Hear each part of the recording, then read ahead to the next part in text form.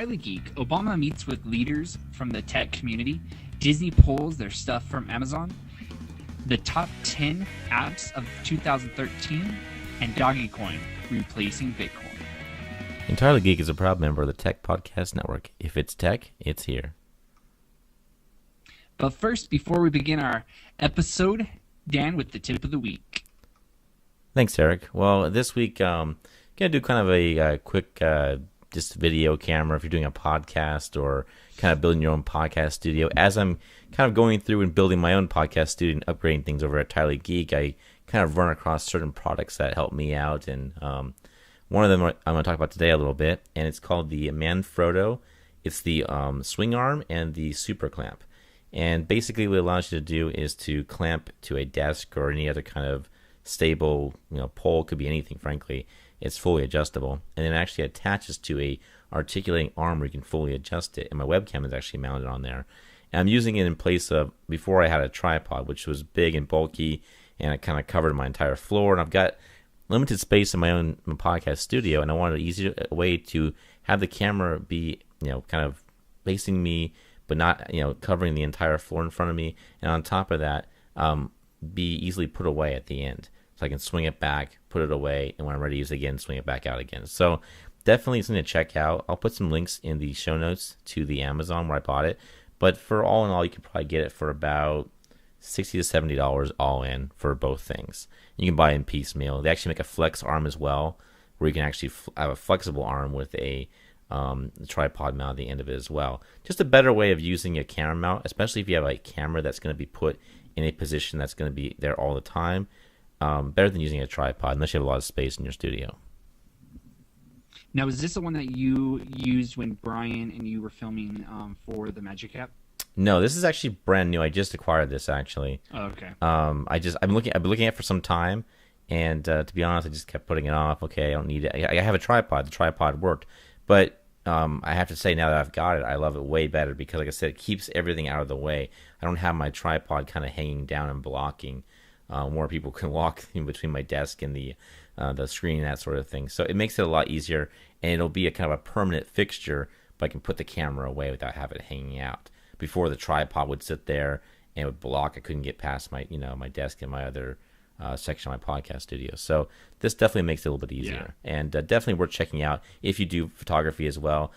People on there say you can't mount bigger cameras, but I tried mounting my Nikon D600 on it, and I could do it. I'd be very careful because it's a heavy camera and it definitely adds weight to it. But if you adjust the arms quite right, it'll actually hold quite a bit of weight. Yeah, that's cool. Definitely.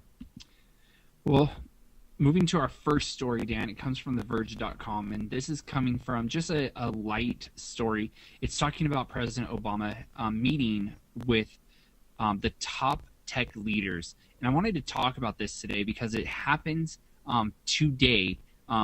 We should be airing this today, which would be Tuesday, and it should be meeting with them. Now, the thing that's interesting, Dan, is I think this should have happened before the launch of the healthcare.gov site. Mm-hmm. And that's kind of what they're talking about. Because we've talked about this site. We talked about how horribly written it was. We talked about the mistakes that kind of just a generic web writer should have fixed. And these people are top professionals that built this site. And now he's bringing in, actual CEOs, COOs, some engineering people to put together, to kind of piece together and fix this site. So I just wanted to kind of pause for a moment and just talk about that. Yeah, I think if you remember, we talked on a previous episode about how this kind of should have been done in the beginning. I mean, they built this site with a contractor they already had approved, but quite frankly, it was done very poorly. And there's tons of resources at Facebook and Google and other companies that are used to building sites that can handle millions of people at one time.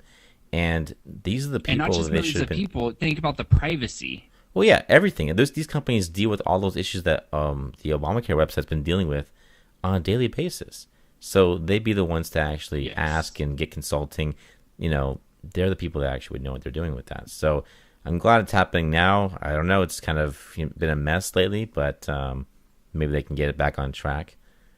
But we'll see what happens there. I guess it also there was a mention too in the article about he's meeting with him about that, and I guess some NSA stuff as well. So I guess they'll have kind of a whole powwow together on that. Correct. So we'll see what happens with that. So, which, with not mentioning too much, but we know that an article has been put out about NSA, that the courts have found out that NSA has broken the Constitution. So we'll see what kind of happens. They're trying to take that to Supreme Court now. So okay, interesting. We'll see what happens. We'll follow that too as well and kind of update you as we hear more about it. Yeah. Next story comes from All Things D. And Dan, this one is kind of upsetting. And I know my wife would be in support of not using Amazon or any of the other, buying basically licenses for movies. And this story talks about how Amazon lost basically the right to sell Disney movies for a little while. Disney pulled them, and the best way to describe it is they put them back in the vault, kind of. And the story talks about how they did this and people who already owned the movie was not able to play this movie. What do you think of that, Dan? So yeah, I'm a big proponent of Amazon, and I have to say I do own, I want to say like a half a dozen movies at least, and maybe a little bit more on Amazon. I bought them on Amazon Video, and it's a little concerning to me that, I think to myself, well, I paid, $9, $10, whatever I paid for the video, I own it. But technically, they're the ones streaming it to me, they're the ones delivering it to me, and at any point, if there's some problem, they can pull that content and I lose it. Now, granted, I didn't pay as much as I might have paid for a DVD or a Blu-ray, but in my mind, I still own them. I bought them for convenience. I hope that this is kind of the way of the future, right? I mean, the way of the future is no discs, all digital, right? But if they have the ability to pull them like this, even on accident, because they have restored them, by the way, it turns out that basically what they're saying anyway was that it was a combination of a catalog problem and also basically a glitch in where they were pulling something off the store and it actually pulled off of the actual people's libraries as well. So they're claiming it was a mistake, but it is concerning. And it definitely, I don't know, it bothers me, I guess. And I'm hoping they resolve this, but it does make me worried about buying things in the future for sure, off Amazon or any other cloud service. That's for sure. Correct. And I mean, they talked about how the books in the talk, it talked about how they switched off the switch, not allowing two books, George Orwell's books, to be on Kindle. And so that just, I have probably 15 books that I have from Amazon. Mm-hmm. And to know that they can just shut off the switch where I have no longer access to the book kind of frustrates me. Yeah, it's concerning. Do you really own anything anymore? So definitely something to consider. I mean, in all honesty, you don't. You rent a lot of stuff. Yeah, you're pretty much renting it. But when you're paying the price, if it's only a very inexpensive price, but if you're paying kind of a purchase price, you should be expected to be purchasing it. And going forward, if this is the model they want us to accept, they've got to build in certain assurances that we're not going to lose our content every time Disney decides to put a movie back in the vault. Or in this case, really what it was is they wanted to boost their TV ratings on ABC Family, so they pulled this movie down so people would go on and watch the TV. Well, that affected everyone that bought it, basically. Yeah, which I don't have the TV, so it would affect me if I own the movie. Mm-hmm. Yeah, definitely. So. All right, Dan, 2013, we're closing into an end. We might have one, maybe two more episodes left. But before we finish this strong year, top 10 apps, what do you think, without quoting the ones, I mean, if you think that they should be on there, then go ahead. But what do you think should have been top 10 apps of 2013? I mean, like for me or for like people in general? Because, I mean, that's a totally different list. I mean, what are your top 10? What are your top 10? Oh, boy. Top two. Top two. I mean, what I use on a daily basis, I would have to say it's probably, the Gmail app for Android nowadays. Though even when I was on iOS, I used the iOS version of that. Any.do, to-do management, definitely use that quite a bit. Trying to think of what else I use on a daily basis I couldn't live without. I mean, there's several other ones. Netflix and Hulu Plus I use quite often, especially now that we're kind of Yeah. playing with cutting the cord. So stuff like that, I think, is probably what I use most often. The Chromecast integration with my phone and my TV. I mean, I know Facebook's up there on the list, but I'm not a big Facebook guy, so that's not my top app. But I Which know Facebook wouldn't be my top app. It would be probably it would be in my top 10. I would say Mailbox. The Mailbox app is probably my number one app. Okay. It would be fighting for the Bible app, only because I use that all the time also. Then from there, it would be probably Google Maps. And that would probably be the only things really I use. Yeah, Google Maps I use quite a bit, actually, when I'm traveling. Turn-by-turn directions and getting information, that's for sure. It looks like, though, the interesting on the list they have there is Facebook tops the list, which is not really a surprise. Yes. But the next 5 are all Google. And I think that's what the article's about, too. Google's dominating the apps, both on Android and on iOS, as far as how much... That's exactly what the article is talking about, yeah. Mm-hmm. I can't believe that in all reality, Apple only has 2 apps on there, which is 8 and 9, and that's their maps and that's their stocks. Other than that, Google and other sources run the top 10 for 2013. It's true, but if you look at it this way, in some cases, depending on if you're on iOS or Android, they're running one of the most major operating systems out there for phones. So, I mean, even though they're not running all, people aren't using the software. I mean, they're still getting played. They're still using their system. And Apple's not really in the game of making software and services. They're in the game of making software and hardware that integrates together. That's kind of their game. So, true. It's amazing to me that, despite Google having Android, they make some of the most beautiful and useful iOS apps. Yeah. Some of the best looking iPhone apps are made by Google, which is interesting. So that's good. It's interesting to know. I think Google's still poised to take over the world. They're not going away anytime soon. That's for sure. And honestly, Google doesn't care where you get their apps from, whether it's on the Google, the Play Store, or if it's on the iOS Store. They don't care either way. Yep. They just want you on Google using their services, and that's what we're doing. Yeah, it's true. Yep. And which, I mean, we're all addicted. Mm-hmm. Give it hands down. So. Absolutely. All right, our next story, Dan, is TheVerge.com. Okay, so this story, everyone that's watching, listening, however you're getting our content, is a story that's quite interesting for our older listeners. It is a doggy coin that's supposed to be taking over Bitcoin for the next year. It is a cyber currency or cryptocurrency. And we will see how well it does. This article talks about how in 2013 it kind of rolled out. It's worth right now, as of the date, at 0.00023 in U.S. currency. Me and Daniel have actually debated before the show on if you can buy, sell, or trade it. And there are different, on their website it shows exchanges, and you guys can go on and look for yourselves. We are not condoning it, or not condoning it, but take a look at the site, because it's very interesting. It could be the next Bitcoin. You could be rich like Daniel might have been. Thanks for bringing that up. Yes, if you don't know, I did mine Bitcoin for some time. I didn't have that much, but given that Bitcoin's worth quite a bit, I would have done pretty well. But I got it when it was worth nothing, and lost it in a computer crash. So there you go. Oh well. Back up your wallet, people. There we go. That's all I'm going to say. Back up your Bitcoin wallet. But it's interesting to see all the emergence of the different cryptocurrencies. You're seeing Litecoin, there's Bitcoin, there's Dogecoin, there's all kinds of different cryptocurrencies out there. And I don't know. I mean, what's that? When are we gonna have Geekcoin? I'm sure it could be launched if we want to. The issue, we should figure that out.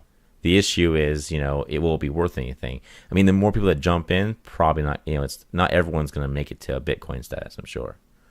You have to look at it this way. The only thing that makes Bitcoin or any other currency worth anything is confidence in it. Yeah, and we say it's worth something. So that's all there is backing it. But to be frank, that's all that's backing any money. You know what I mean? So I don't think all these alternatives are going to make it, but I'm sure some of them might, and some of them might reach semi-Bitcoin status. I mean, who knows what even the future of Bitcoin is going to be? You know, Bitcoin, I don't know if you know, but Bitcoin, you know, it's at 700 or so now. It was at 1,200, like, I think a couple weeks ago. It dropped half. It went to 600. Like, it was like a Bitcoin crash. So it's not completely stabilized yet, that's for sure. I'm sure people... And do you ever think it will be, though? I think it'll be about as stable as any other currency in some respects. Well, I think right now it's really volatile. I think down the road, maybe when all the Bitcoins are minted, it has to get more valuable because there's a finite supply of them. Right now, people are kind of still rushing to get them, and then I'm sure people that got in early are cashing out at the 1,200. I'm sure it's probably crashed. Got to 1,200, people are thinking there's no way it's going to go higher than 1,200. I mean, I remember when earlier this year it was $30 a Bitcoin. I mean, but are people buying that? What do you mean buying? So people bought it at 1,200, right? I guess so. Somebody bought it. Because for me to sell, if I have it, for me to sell to you, it's like the stock market. Someone has to buy. It's like the stock market. Yeah, see, that's crazy that someone would have bought that high. Well, because it kept going up, though. It's just like anything else. And then enough, but think about it, enough sell-offs happen, and that drops the price. It's like a stock. If a bunch of a sell-off happens on a stock, all of a sudden the value of the stock drops. Well, it's exactly the same way when it comes to anything else. This works no different than the stock market. It's a value. It's like the price of gold, basically. It's crazy. Yeah, so it'll be interesting to see what happens in the future, how governments handle it. You know, there's been some talk by the U.S. government. China's come out saying that you can't basically hold assets in it, but they will allow it. There's some different things happening in it. So going forward, I don't think any government should be able to control it because it's not a government. Well, they can't really control it, but I guess they could regulate it. I mean, a government can't control, but they can make rules and say if you're a U.S. citizen, already you see like I decided to join Mt. Gox because that's one of the major exchanges for Bitcoin. They're not based in the U.S. at all, but I had to give them all kinds. I had to give them all kinds of information about who I am. And in the beginning, it wasn't like that at all. But now they want information, almost like a bank now, for me to be able to open an account up over there. So I'm sure that regulations are coming. Trying to protect you. Yeah, I mean, because think about fraud you, one of the two. Yeah, I mean, the thing is it's a cryptocurrency. It's like digital cash. So governments are concerned because there was already earlier this year as well. I'm totally blanking. It's called Silk Road. It was an underground market for illegal things, all kinds, and the major currency using that site was called Bitcoin because it's anonymous. And the government actually ended up seizing the Bitcoin on that website, and they've got quite a bit of Bitcoin because of that. Wow. So I mean, but how do you? I mean. So that will never go back into currency, basically. Well, no, the government will sell it off and make a ton of money. You know what I mean? Like, they do stuff with the money and the things they seize now from drug dealers and stuff. I'm sure they'll, maybe put it back into the market. I don't know. Are you trying to say that they seize drugs and then sell the drugs for? No, but maybe money though. And what happens to all that money they have, right? At some point, it goes back. It goes into the evidence locker. In forever? I don't think so. I'm sure that it gets sold off for something happens to it at some point. Just like when they get a drug dealer's car, they auction it off at auction, take the money. I mean, they do. So I can see that they have all this Bitcoin, which is probably worth. I mean, at this point, I think it was worth millions when they seized it. It's probably worth billions now. Who knows how much it's worth? I mean, and I think that they were saying too that the creator of Bitcoin, which is anonymous, they don't know who it is, by the way. This person put it out in the wild and just left. Like basically, it's person or persons created it, put it out there, and then no one knows who it is. They personally hold quite a bit of Bitcoin because it's their creation. They're worth billions at this point in Bitcoin. Yeah, because they created it. Unless it crashes, exactly. Which is the problem with any kind of currency. So, interesting to watch. Interesting to watch different ones come up. The other thing that would concern me about Dogecoin, frankly, is that you were telling me earlier off the show that it was a joke at one point or some kind of thing they were making up, and then it became more viable, I guess. Yep. Yeah. So we'll see. I don't know. We'll see. It's something to definitely watch, and that's kind of why I threw it in there. We like those kind of stories, and so. But it's come to that part of the show, Dan. That part of the year where we're almost done. If you're interested, like always, being on our show, writing something for us, not for us, for yourself, it would just go on Entirely Geek. Feel free to contact us. It's been a great year. A lot of changes, a lot of transformations. You probably can tell by the quality, right, Dan? I'm hoping we're constantly trying to update this and give you more, give you better quality, that sort of thing. We're constantly playing with new technology and just seeing how we can up our game, basically. And we hope we're doing well. We'll continue to try to keep progressing forward. Once again, if you guys have any suggestions or ideas or things you want to see improved, just let us know, and we'll do our best to accommodate. We want to, going forward in this new year, we want to do audio and video. That's our goal. We've been trying to do video this year. We've been having a lot of problems with it. I hope that we're kind of working the kinks out a little bit and getting our quality up on our video. So bear with us as we kind of adjust to that, but I hope we're doing better and better every time. That's kind of the goal. Yeah. So comment on the video that you're watching right now in front of you, or at Speaker of Truth. Or I'm at Dan the Tech Guru, and everyone have a great week, everybody. I want some doggy.